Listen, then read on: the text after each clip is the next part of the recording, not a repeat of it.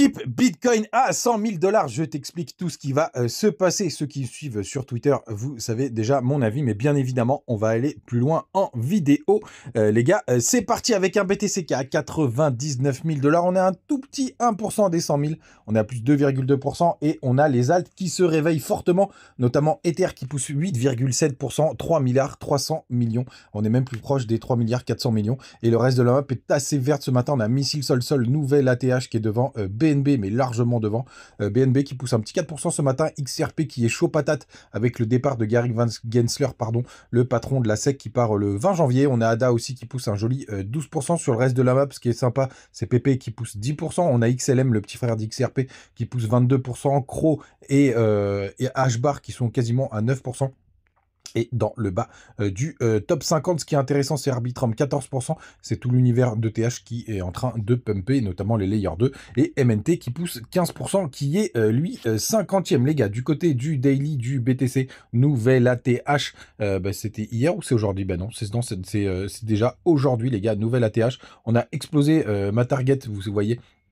Cette courbe, le BTC Power Low, pour le coup, qui a été complètement éclaté. On va voir si c'était arrivé d'ailleurs dans le passé. Ah oui, vous voyez, on l'avait éclaté et ça avait fait office de gros zones de résistance. On l'avait pas mal travaillé avant de pumper très très fort. Donc pour l'instant, tout va bien. En plus, on a eu pas mal de dégonflement des indicateurs, notamment du côté de CoinGlass. Vous voyez, on est que à 0,01% du côté des fundings. Par contre, attention, les alts sont un petit peu en surchauffe. Hein. On est en train d'exploser les fundings. Donc, si vous êtes en levier, vous devez payer cher. Il y a juste TAO, tiens, qui est resté à 0,01%. C'est pas mal. HBAR aussi, Jup aussi. Bref, très intéressant. Et les gars, on a un crypto Fear&Greed qui est à 94.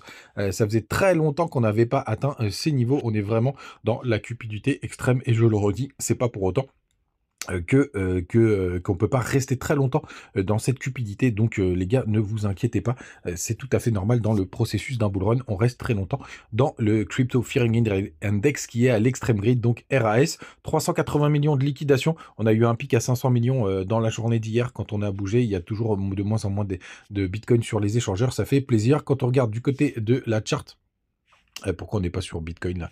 On se remet sur Bitcoin. On voit qu'on a touché les 99 400 du côté du perpétuel de Binance. On a eu des gros volumes.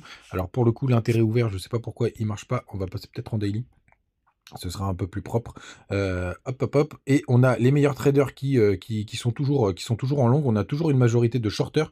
Le MACD, le RSI, non, le MACD, pardon, il a toujours pas croisé bearish en daily, donc on est plutôt pas mal. Attention, on est sur des tops d'intérêt ouverts, c'est-à-dire qu'il y a beaucoup de gens qui sont en levier, que ce soit en long ou en short. Hier, on a eu quand même pas mal de shorts qui ont été liquidés du côté de Binance. Vous voyez, on a un petit pic juste là.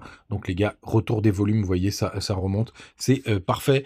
Tout se passe très bien dans le meilleur des mondes. Enfin, peut-être pas le meilleur des mondes, faut peut-être pas déconner, mais en tout cas sur le cours du BTC, on est plutôt pas mal. Du côté de nos amis ETF, on a encore eu des gros inflows hier. Et avant-hier aussi d'ailleurs, ça va être de moins en moins lisible, les gars, il va falloir faire quelque chose du côté de CoinGlass. On a quasiment touché les 1 milliard d'entrées, donc ça c'est plutôt chouette. Allez, pendant qu'on est là, on va quand même jeter un œil sur Ether, et pour autant, le ETH est en train de pumper, et pour autant, il y a des sorties du côté de l'ETF, donc on voit quand même que la pression, elle vient plutôt des achats spot, et notamment du côté, je pense, de Coinbase, du côté des plus petits time frames. Donc on a complètement éclaté ce triangle ce petit triangle rectangle ascendant, donc c'est plutôt pas mal ce qu'on est en train de voir là. Je pense qu'on se rapproche un peu plus de la target qui est un peu au-dessus des 100 000 $.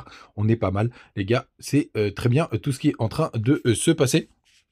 Du côté de la Bitcoin dominance, donc hier on a eu un rejet assez important. Évidemment, il faut que ce soit drivé par Ether, et Ether est en train de se faire de pourquoi pas pumper. On ira voir face à BTC juste après. Vous voyez, en plus c'est très intéressant puisqu'on a été chercher la trendline, on a été chercher mon canal dont je vous ai reparlé hier. Vous voyez, la mèche a été chercher le haut du canal, et pour autant on a tenu cette trendline qui date de, je crois que c'était de 2022. Quelque chose comme ça, qui fait son job. Ouais, c'est ce qu'on a été le chercher. Ouais, voilà, la première touchette, ouais, novembre 2022, donc elle a à peu près 2 ans, donc c'est plutôt propre aussi, cette trendline qui est assez costaud, et qui a bien fait son job, puisqu'elle a pas mal rejeté ETH BTC À mon avis, on a eu un beau rebond, même si on est passé de l'autre côté, de la trend line, un petit fake out, juste là et oh regardez, qu'est-ce qu'il est fort mon RSI. On l'a quasiment touché, on l'a un peu front line juste là, mais cette petite trend line RSI fait très, très bien son job. Souvenez-vous, j'avais pris un petit trade de TH sur ce fake out et là, elle refait, à peu près son job, même si on l'a un petit peu, front run. Ça montre un peu plus de puissance du côté de TH et il était temps et surtout, on va voir, si ça tient, dans la durée. Toujours une majorité de personnes qui sont en short du côté de cet indicateur, donc ça veut dire qu'on peut encore avoir du jus et du jus. Justement, on va en parler. Qu'est-ce qu'il se passe si le BTC touche les 100 000 $, va aux 100 000 $? Je vais vous expliquer ce qui va se passer. Mais en attendant, n'hésitez pas à nous rejoindre du côté du Telegram. Le lien, il est sur YouTube pour tous ceux qui me demandent du côté de TikTok. Et vous avez toujours les petits bonus du côté de BitGet, de Mexe, de BingX et de Bitmart. Vous avez tout ça.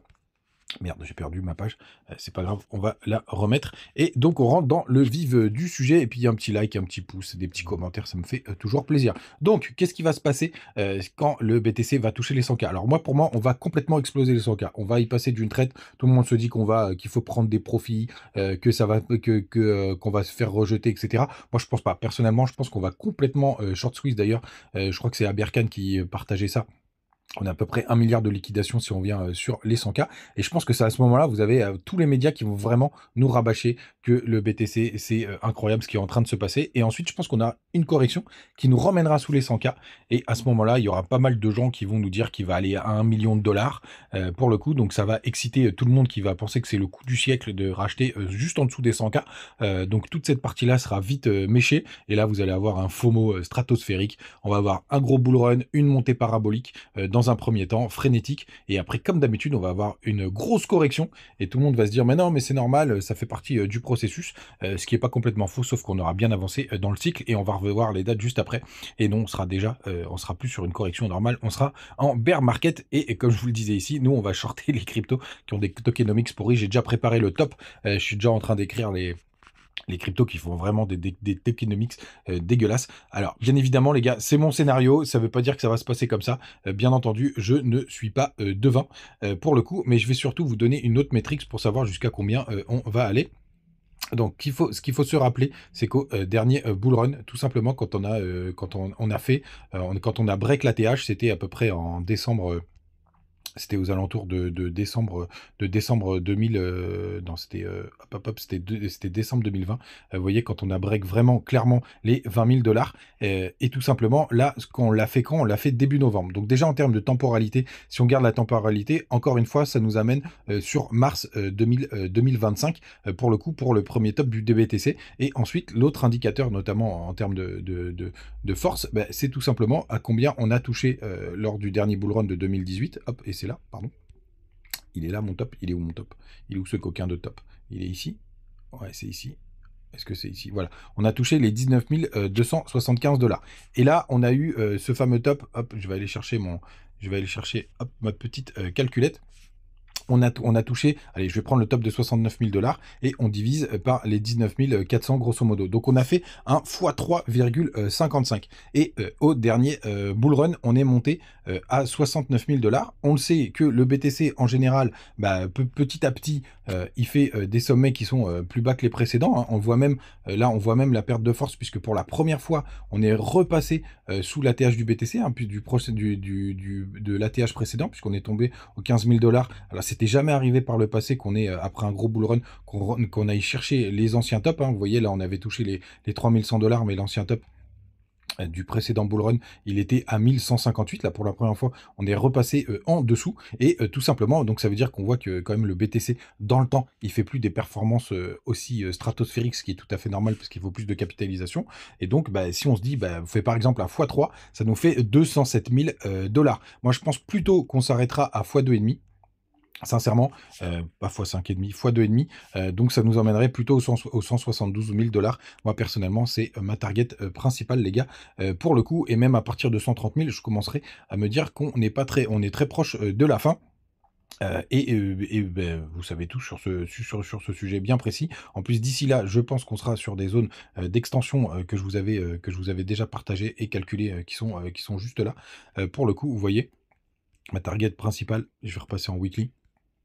Et comme ça, on aura tout fait, qui se situe entre les 130 000 $ et les 200 et les 200, les 261,8, pardon. Donc c'est un atterrissage, dans cette zone et potentiellement sur le mois de mars. Ça peut être début mars, même fin février les gars, pour le coup, et je pense qu'on serait là. Alors je serais pas surpris cette fois-ci, qu'on reste un peu plus longtemps, à l'ATH, un peu comme ce qu'on a fait en 2021, mais que ça dure, beaucoup plus longtemps, et puis après qu'on ait cette grosse correction, et après sur les cycles normales, on y reviendra, bien évidemment, pour savoir quand est-ce, qu'il faut sortir, et bien entendu, si jamais on reste longtemps, proche de l'ATH, ce sera très, très bon pour les Alpes parce que BTC, rangera pour le coup, tout simplement, et souvent même après une correction assez forte de BTC, c'est là où on peut avoir l'explosion des alts en même temps que le rebond du BTC, qui peut être un rebond, pour le coup, qui est beaucoup moins fort et qui va pas rechercher son ATH. Mais c'est souvent aussi dans ce petit rebond, qu'on peut avoir les alts, qui s'expriment, et bien entendu, on aura toujours à surveiller cette trendline monthly qui fait très très bien son job, où on s'arrête juste quand on vient le toucher, on est très très proche de l'ATH. En général, c'est un mois et demi, grand maximum après, donc on pourra surveiller ça